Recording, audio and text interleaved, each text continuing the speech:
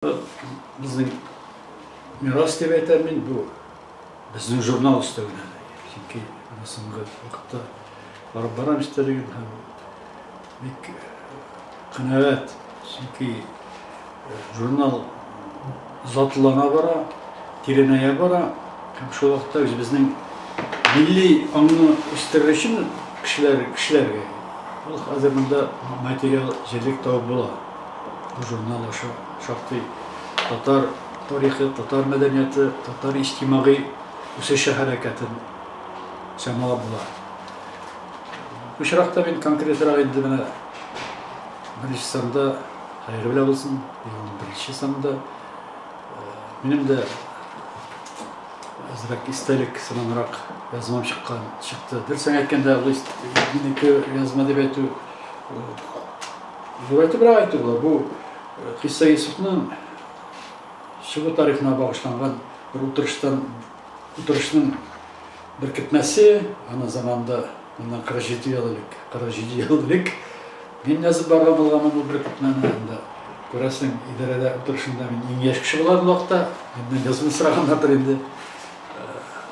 Тарих нешек, сол, егерде мен жазып бағам болсам, бәлкі мен сізге бұл турда сөйлеп отырғыза алмаған болар едім, хақымда болмас еді.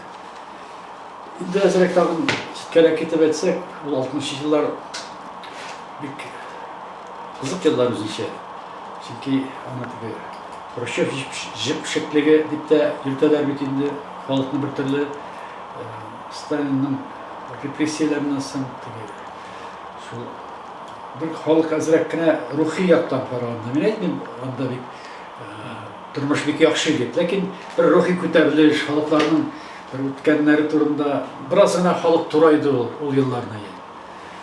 Біздің оқытушыларымын еске түсірсем де, бек қызық кішілер, шәкістер бар. Яқуб аға Агишев деген кіші бар. Аны бек сирек кіші біле қазір. Ол Тоқайларны көрген кіші заманда. Ол Пензияқлардан келген ғалим еді. Латиф Желай деген бір ғалим бар еді, тілші. Қабатлама шәхістердің мәсі. Шуларында, шул кебек кішілерінде еске түсірді бұл. Бір кетме хәлләре,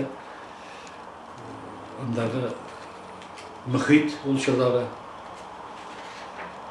Енді бұл конкрет тұрақ келгенде тағында Қисса Юсуф.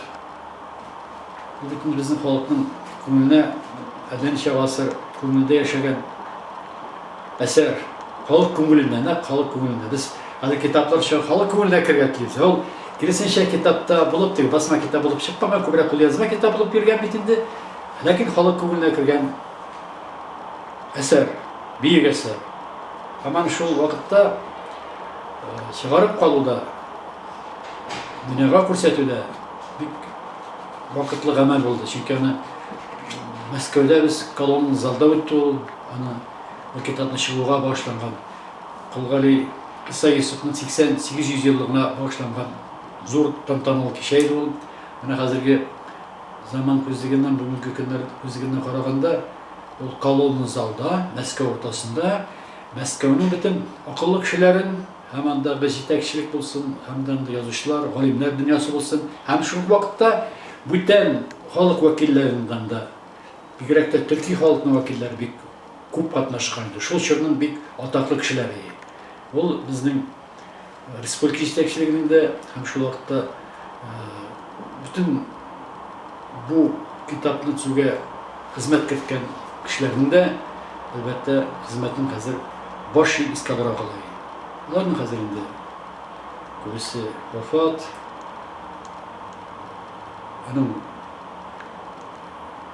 Түзген түзүшілерінің редакциялеуде бек зор нәрсе бетеді. Редакциялеп шығарған кіші Раисова Дауыды, легендар редактор.